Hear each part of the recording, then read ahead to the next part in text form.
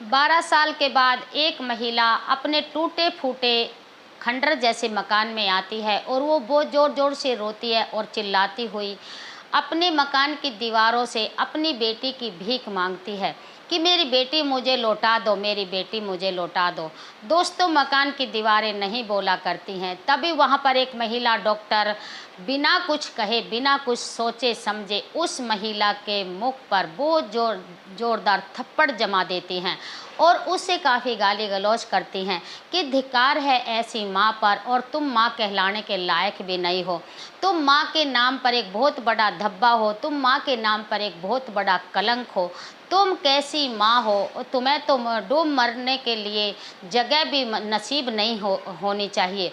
तुम कैसी माँ हो, तुम 12 साल पहले एक अपनी छोटी सी मासूम सी 6 महीने की बच्ची को मरने के लिए छोड़ जाती है। क्या तुम्हारा एक बार भी तुम्हारा जो कलेजा है नहीं पिघला? क्या तुम्हारे मन ने एक बार भी तुम्हें नहीं झंझोड़ा? तुम कैसी माँ हो, तुम माँ कहलाने के लायक ही नहीं हो। उस महिला डॉक्टर की बातें सुनकर वो महिला डॉक्टर की पैर पकड़कर माफ़ी मांगती है कि यदि आपके पास मेरी बच्ची है तो आप मुझे लौटा दीजिए। मैं अपनी बच्ची के बगैर नहीं रह सकती, मेरी बच्ची मुझे लौटा दीजिए। तब महिला डॉक्टर कहती है, दोबारा से कहना, तुम क्या कह रही थी कि मेरी बच्ची मुझे लौटा दीजिए। अब वो बच्ची मेरी है, मैं उसकी माँ हूँ, दोनों हम एक दूसरे से बहुत प्यार करते हैं। दोस्तों, उस महिला डॉक्टर का और उस बेटी का आपस में क्या कनेक्शन है? क्या वो महिला डॉक्टर उस बेटी को बचा लेती है? क्या इस समय वो बच्ची है? और उस महिला के सामने ऐसी क्या मजबूरी आ जाती है जो उसे अपनी 6 महीने की बच्ची को अकेले ही उस खंडर छोड़कर जाना पड़ा?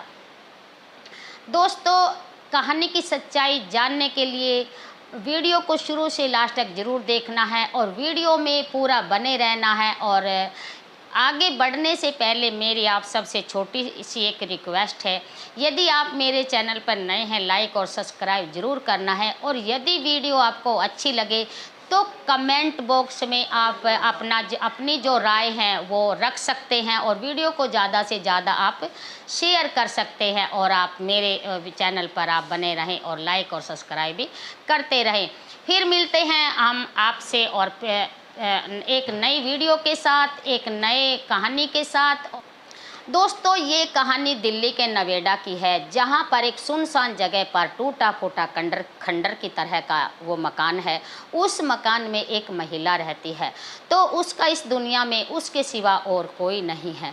वो अपना जिस्म बेचकर अपने घर का निर्वाह करती है और उसी से उसके घर का जो खर्चा पानी है वो चलता है। जैसे जैसे समय बीता, समय के साथ साथ वो लेडीज़ गर्भवती हो जाती है और जैसे वो गर्भवती हो जाती है 6 महीने के बाद वो एक बच्ची को जन्म देती है। दोस्तों, बच्ची छोटी होने के कारण यदि वो अपनी बच्ची को साथ लेके जाती है तो उसको कोई काम नहीं देता है, और यदि वो बच्ची को घर छोड़ कर जाती है तो बच्ची का निर्वाह करने वाला, बच्ची की देख रेख करने वाला कोई नहीं होता है। उसके सामने एक बहुत ही बड़ी मजबूरी आ जाती है, लेकिन उसे अपने घर का खर्चा भी चलाना होता है। जिस काम को वो करती थी वहाँ बच्चों का ले जाना अलाउड नहीं होता है, तो कोई आमदनी नहीं होती है, उसे कोई काम नहीं देता है, तो वो काफ़ी बौखला जाती है और वो काफ़ी परेशान रहने लगती है। तो वो अपनी 6 महीने की मासूम सी बच्ची को उस खंडर जैसे मकान में अकेले छोड़कर और बाहर से लॉक लगाकर दूसरे शहर में काम करने के लिए चली जाती है और बाहर से वो लॉक लगा देती है। लेकिन दोस्तों, आप भी समझते होंगे कि 6 महीने का बच्चा कितना होता है। उसको इस दुनिया का कोई अता पता नहीं होता। वो सिर्फ एक ही बात जानता है, उसे अपनी माँ का भी नहीं पता होता है। बस वो एक ही बात जानता है कि उसे जब भूख लगती है तो वो रोता है। यदि कोई उसे वैसे कोई दिक्कत है, दर्द है या कोई और उसको परेशानी है तब वो रोएगा। बाकी उसे दूसरे बातों के बारे में कोई जानकारी नहीं होती है। जैसे ही बच्ची की आँख खुलती हैं वो बहुत ज़ोर से चिल्लाती है, लेकिन उसके चिल्लाने की आवाज़ किसी को सुनाई नहीं देती है और उसकी आवाज़ सुनने वाला वहाँ कोई नहीं होता है। तो उसकी माँ जो है, इतनी जो कसाई है, जो काटर है, वो उसको छोड़कर चली जाती है। बच्ची रोकर थक कर अपना फिर उसकी आंख लग जाती है। जब तक उसकी आंख लगती है फिर वो भूख के मारे चिल्लाती है, और जब तक वो चिल्लाती है फिर वो थक कर फिर वो सो जाती है। जैसे जैसे शाम होती है वहाँ से एक व्यक्ति अपने काम से लौट रहा था, और वो क्या सुनता है कि उसे एक बच्चे की रोने की आवाज़ सुनाई देती है। वो अपने चलते चलते पाँव को एकदम से रोक लेता है कि कहीं से कोई आवाज़ आ रही है और कोई बच्चा यहाँ आस-पास रो रहा है। लेकिन जब वो वहाँ चुपचाप खड़ा होता है तब उसे कुछ सुनाई नहीं देता। जैसे वो चलने लगता है फिर उसे बच्चे की रोने की आवाज़ आती है, लेकिन वो 6 महीने का ही तो बच्चा है, बेचारा ज़्यादा ज़ोर-ज़ोर से नहीं चिल्ला पाता है। उस व्यक्ति का नाम वीरेंद्र होता है। वीरेंद्र चारों तरफ घूम कर देखता है, लेकिन वहाँ उसे कोई दिखाई नहीं देता है, और वो आवाज़ भी जब धीमा हो गई थी, वो अपने घर के लिए चला जाता है। अगली सुबह जब होती है तो वीरेंद्र फिर उसी रास्ते से अपने काम के लिए आता है, लेकिन वीरेंद्र का भी वही रास्ता वहाँ से आने जाने का पड़ता था। लेकिन कल तो आवाज़ें बहुत ज़ोर-ज़ोर से थी और आज आवाज़ें कुछ धीमी हो गई हैं, क्योंकि वो बच्ची, छोटी सी बच्ची, मासूम सी, कितना रोई होगी, कितना वो तड़पी होगी, कितना वो रो कर थकी होगी। इस दर्द को, इस तड़पने की जो दर्द को तो वो बच्ची ही जान सकती है, हम और आप नहीं जान सकते वो कितनी तड़पी होगी। लेकिन जैसे वैसे तो वीरेंद्र अपने काम के लिए जल्दी में था, लेकिन वो अपने पाँव को रोक लेता है और फिर ध्यान से सुनने लगता है कि आज मैं इस आवाज़ को ज़रूर सुनूंगा कि ये मकान वैसे तो सुनसान इलाके में, बाहर से लॉक भी लगा हुआ है, मुझे यहाँ कोई दिखाई भी नहीं दे रहा है, लेकिन कल ये आवाज़ मुझे ज़ोर से सुनाई दे रही थी और आज ये आवाज़ धीमी हो गई है, कुछ तो कारण है। वो अपना वहीं रुक जाता है, फिर वो घर के चारों तरफ घूमता है, लेकिन आवाज़ तो धीमा उसे सुनाई दे रही है, लेकिन वहाँ कोई दिखाई नहीं दे रहा है। वो मकान के चारों तरफ घूमता है, तो चारों तरफ जैसे वो घूमता है उसे मकान की दीवार में एक छोटा सा जंगला दिखाई देता है। वो जैसे जंगला खोलने की कोशिश करता है, लेकिन जंगला नहीं खुलता है, तो वो उसमें एक पत्थर मारता है। पत्थर मारकर वो जंगले को खोलने की कोशिश करता है, जंगला खुल जाता है। तो वो जंगले से क्या देखता है कि अजीब सा दृश्य होता है, वो देखने लायक नहीं था। वहाँ एक बेड पर एक बच्ची लेटी हुई है और वो बुरी तरह तड़फ रही है। तो जैसे ही वो झाँक कर वो बार उसको देखता है, उसने वहाँ पोटी, लैट्रिन और जो बाथरूम उसने वहाँ कर रखा था, कल की वो फड़फड़ा रही थी। तभी वो पुलिस को कॉल करता है, पुलिस को बुलाता है, पुलिस वहाँ आती है, लॉक तोड़वाती है और अंदर जैसे उस बच्ची को देखती है तो बच्ची को वो अपनी गोद में उठा लेते हैं। और जैसे वो कल से 2 दिन से वो परेशान थी, उसको हॉस्पिटल में ले जाया जाता है और उसका ट्रीटमेंट करवाया जाता है। डॉक्टर साहब बच्ची का ट्रीटमेंट शुरू करते हैं, और जितनी भी स्टाफ की वहाँ नर्सें थी, क्योंकि वो बच्ची मासूम सी 6 महीने की थी, लेकिन वो देखने में बहुत ही सुंदर थी। जैसे जैसे जो स्टाफ की जो वो नर्सें थी अपना काम छोड़ कर उस बच्ची को खिलाने के लिए आती हैं, उसे देखने के लिए आती हैं, जिस पे जैसे केयर हो रही थी उस बच्ची की, वो सभी बारी से कर रही थी। लेकिन सभी का मन जो होता है कि वो मतलब ऐसे करता है कि मैं इसको खिलाती रहूं। 2-3 दिन के बाद वो बच्ची की जो तबीयत है उसमें सुधार हो जाता है। और जो वहाँ हॉस्पिटल में एक नर्स थी, बहुत अच्छी थी, जिसका नाम लेनिमा था। लेनिमा उस बच्ची को देखकर उससे इतना अपनापन हो जाता है कि उस बच्ची को वो मन ही मन अपना लेती है, लेकिन वो सबको खोल कर नहीं बताती है। और वो जब भी उसे वक्त मिलता, जब भी वो उस बच्ची को खिलाने के लिए आ जाती, कभी दूध पिलाती, कभी उसका डायपर है वो चेंज करती, कभी उसके कपड़े चेंज करती, और कभी कभी तो अपनी ड्यूटी छोड़कर उस बच्ची को काफ़ी देर तक खिलाती रहती है और उससे खूब सारी बातें करती है और उसके नए वो नाम रखती है। अगला दिन होता है तो वो लेनिमा जो होती है वो हॉस्पिटल से छुट्टी ले लेती है, तो कोई उसकी मजबूरी थी, वो हॉस्पिटल अपनी ड्यूटी पे नहीं आती है। और जैसे ही वो अगले दिन आती है और उस सबसे पहले हॉस्पिटल में सबसे पहले आके वो उस बच्ची की केबिन में जाती है, और जब वो बच्ची को वहाँ नहीं देखती है तो ऐसी होपलेस सी हो जाती है। और सभी जो वहाँ की स्टाफ की जो नर्स थी उन सब से पूछती है कि जो वो बच्ची थी यहाँ वो कहाँ है, पालने में भी नहीं है, अपने बेड पे नहीं है, क्या वो डॉक्टर साहब उसे चेकअप के लिए ले गए हैं। तो वो जैसे जैसे वो जो दूसरी स्टाफ की जो नर्सें थी, उस नर्स को नीलिमा के को देखकर वो काफ़ी उसका मजाक उड़ाती हैं कि इन्हें क्या हो गया है। तो वो कहती मेरी बच्ची कहाँ है, क्या कोई सा डॉक्टर, क्या कोई कंपाउंडर जो है या हमारे जो स्टाफ का जो मेंबर है उसके उसे चेकअप के लिए ले गए हैं। तो वो उनका मजाक उड़ाती हैं कि ये कह रही कि मेरी बेटी कहाँ गई, मुझे अपनी बेटी से मिलना है। बताओ, शादी इनकी हुई नहीं है और ये इनकी बेटी, शादी से पहले इनकी बेटी आ जाती है। तो वो काफ़ी परेशान हो जाती है। सभी जो नर्स, वहाँ की जो स्टाफ की नर्स हैं, वो सभी उसका मजाक उड़ाती हैं और हकीकत उसको नहीं बताती हैं, क्योंकि वो एक दिन पहले छुट्टी पर थी, वो हॉस्पिटल में नहीं आई थी, तो उसको पूरी बात की जानकारी नहीं थी। क्योंकि वो स्वस्थ होकर जो स्टाफ के जो चेयरमैन, जो हॉस्पिटल के जो चेयरमैन थे, उन्होंने वो अनाथ आश्रम में भेज दी थी। लेकिन नीलिमा को इस बारे में कोई पता नहीं होता है, तो वो इस बात से अनजान है और बार बार बस इधर से इधर, इधर से इधर वो घूमती रहती है, लेकिन उसको हकीकत कोई नहीं बताता है।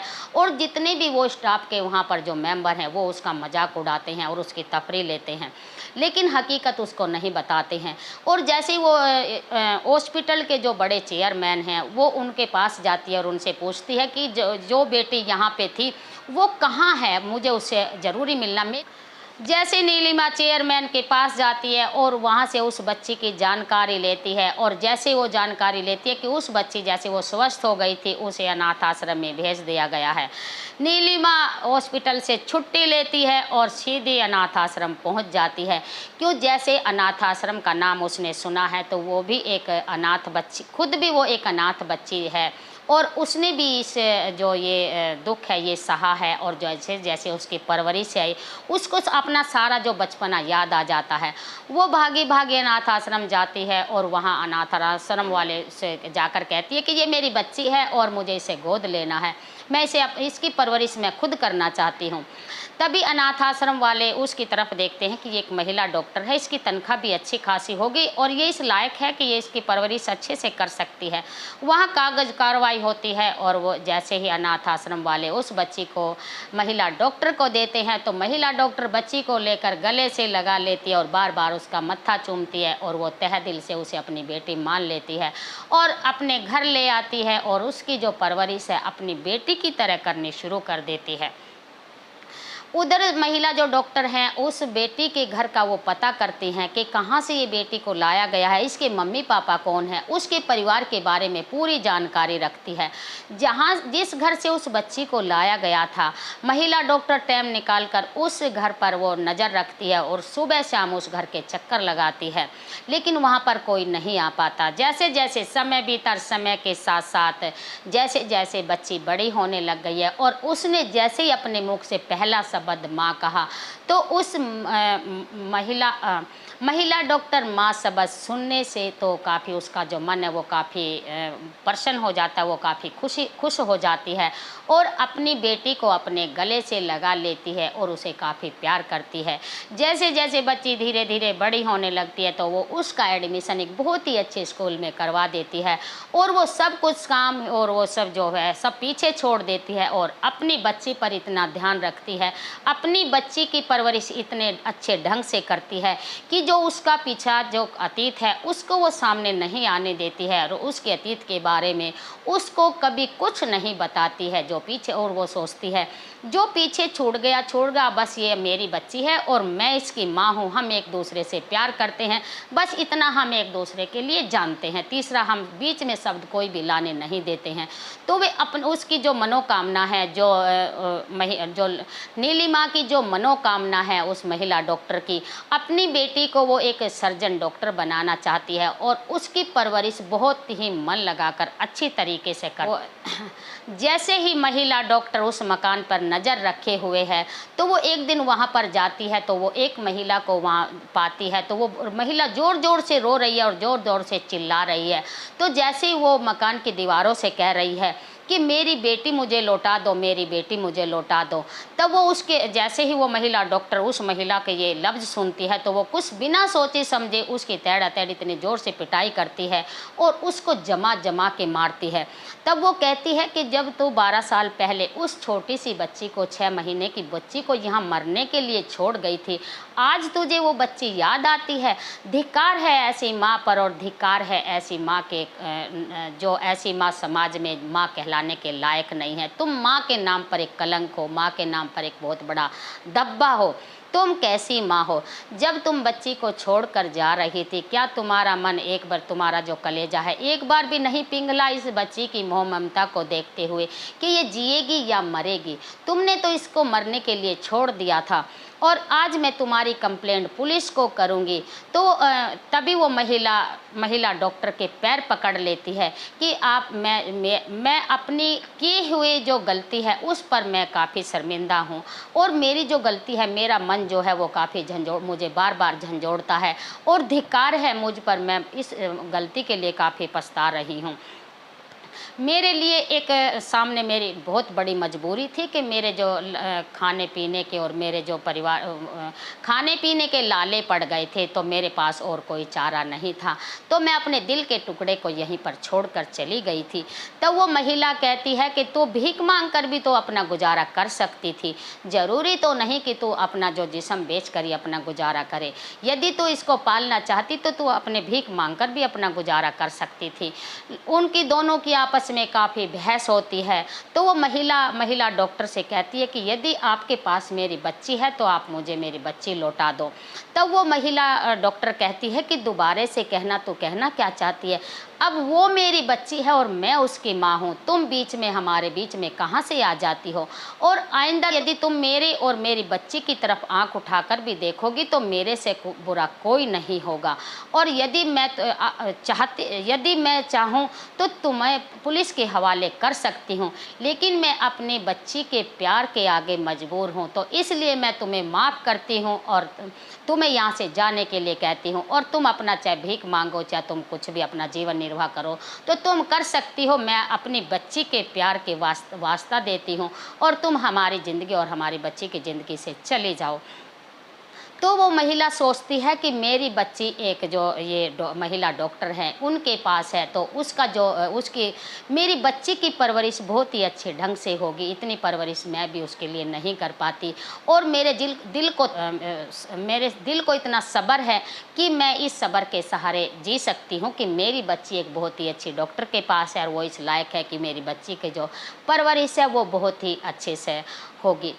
दोस्तों, क्या कहना चाहोगे आप उस लेडीज़ के बारे में? क्या कहना चाहोगे इस महिला डॉक्टर के बारे में जिसने एक अनाथ बच्ची को इतनी मोह ममता दी और इतना उसको अपना समझा और अपनी बेटी से भी ज़्यादा उसको प्यार दिया और वो आज भी उस बेटी को अपनी बेटी से भी ज़्यादा उसकी केयर करती हैं, उसकी परवरिश उन्होंने इतने अच्छे ढंग से की है। लेकिन वो उसके अतीत के बारे में, उसका हकीकत जो असली नाम है वो किसी को भी, सोशल मीडिया हो या ये फेसबुक हो, किसी के सामने उनका उस बच्ची का नाम नहीं खोला है।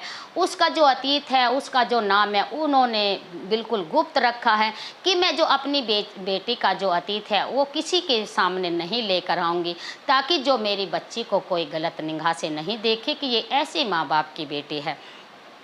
तो वो पिछला जो उस बेटी का जो पिछला अतीत है वो बिल्कुल भुला देती है। दोस्तों, ये एक सच्ची घटना है, ये रियल की घटना है। और जब ये घटना हुई थी तो इस जो ये खबर है इसने काफ़ी सुर्खियां बटोरी थी। लेकिन जब से वो नीलिमा के पास वो बेटी पहुंची है और नीलिमा ने उस बेटी की परवरिश अपनी बेटी की तरह करनी शुरू करी है, तो उसके बाद उसने अपना जो फेसबुक है और जो ये सोशल मीडिया है उससे अपनी बच्ची को दूर रखा है और दोनों माँ बेटी अपना जीवन बहुत अच्छे से निर्वाह करती हैं और वो अपनी मनोकामना पूरी करना चाहती है, अपनी बेटी को सर्जन बनाना चाहते हैं कि मतलब इस कहानी से जो है कुछ ना कुछ आप लोगों को प्रेरणा ज़रूर मिलेगी। और ये प्रेरणादायक स्टोरी है, बहुत अच्छी है और मुझे उम्मीद है कि ज़्यादा से ज़्यादा आपको इसको शेयर करें और ज़्यादा से ज़्यादा आप इसके देखें। और फिर मिलते हैं एक नई वीडियो के साथ, एक नई स्टोरी के साथ, और अब लेते हैं हम आपसे अलविदा, और हमारी कहानी में लास्ट तक आप बने रहें।